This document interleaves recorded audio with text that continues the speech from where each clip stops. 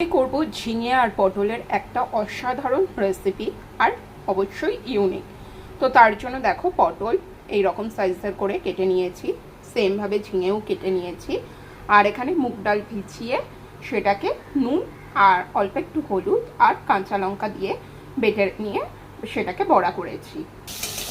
সরষের তেলে গোটা জিরে ফোড়ন দিয়ে পটলটা দিয়ে বেশ ভালো করে নুন আর হলুদ দিয়ে ভেজে নেব।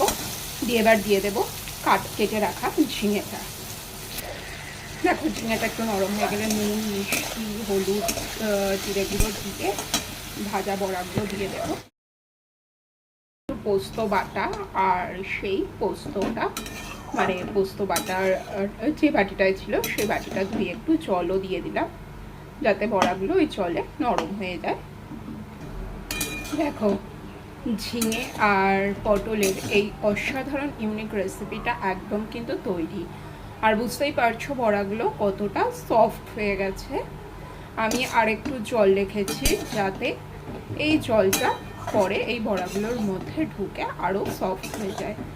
তো রেসিপিটা কেমন লাগলো জানাতে কিন্তু একদমই ভুলো না। আর যারা আমার চ্যানেলে নতুন বন্ধু তারা প্লিজ সাবস্ক্রাইব করে পাশে থেকো, কেননা এইরকম ইউনিক নিত্য নতুন রেসিপি অবশ্যই তোমরা পেয়ে যাবে।